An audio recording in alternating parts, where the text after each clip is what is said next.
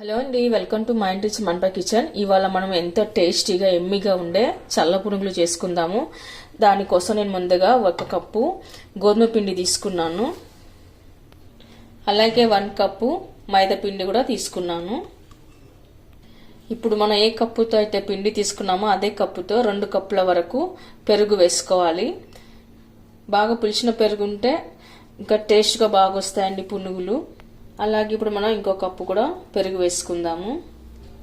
ఆ తర్వాత ఇప్పుడు మనం కొద్దిగా సాల్ట్ వేసుకుందాము. ఇప్పుడు మనం పిండిని బాగా కలుపుకోవాలి.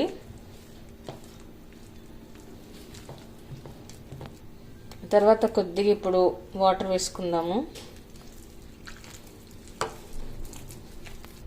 ఆ తర్వాత మనం పిండిలో ఏమాత్రం ఉండలేకుండా బాగా కలుపుకొని పెట్టుకోవాలి. ఇలా బాగా కలుపుకొని పెట్టుకోవాలన్నమాట. ఇంకా బాగా స్మూత్గా అయ్యే వరకు మనం ఇట్లా కలుపుకోవాలి.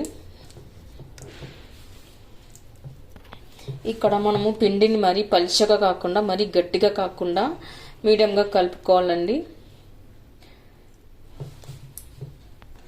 ఇలా మనము తడిపి పెట్టుకున్న పిండిని ఒక 2 అవర్స్ వరకు నానబెట్టుకోవాలి. నేను ఇక్కడ పులిసిన పెరుగు వేయలేదు, మామూలు పెరుగు వేసినా కాబట్టి నాకు ఇక్కడ 2 అవర్స్ పడుతుంది.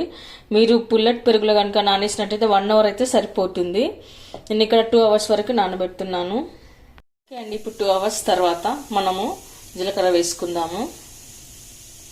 అలాగే సన్నగా కట్ చేసి పెట్టుకున్న కరివేపాకు, కొత్తిమీర వేసి బాగా కలుపుకొని పెట్టుకుందాము.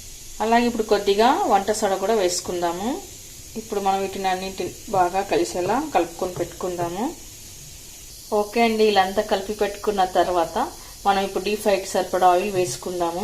ఆయిల్ హీట్ అయిన తర్వాత ఇప్పుడు పునుగులు వేసుకుందాము.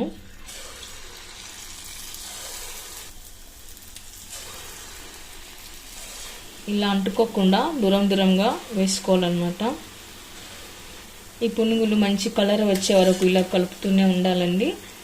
మీడియం ఫ్లేమ్ పెట్టుకోవాలి, అప్పుడే పిండి లోపలంతా ఉడుకుతుంది. మనకు పునుగులు బాగా ఇలా ఉబ్బాలండి. ఇలా ఉబ్బిన తర్వాత లోపల చింపి చూస్తే గుల్లగా రావాలన్నమాట.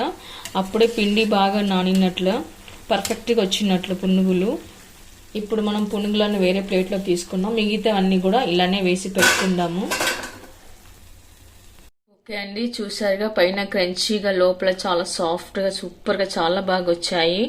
ఈ పునుగులలో కొబ్బరి చట్నీతో తిన్నా, టమాటా చట్నీతో తిన్నా, లేకపోతే అలాగే నేరుగా తిన్నా కూడా చాలా బాగుంటాయండి. చాలా సూపర్గా ఉంటాయి.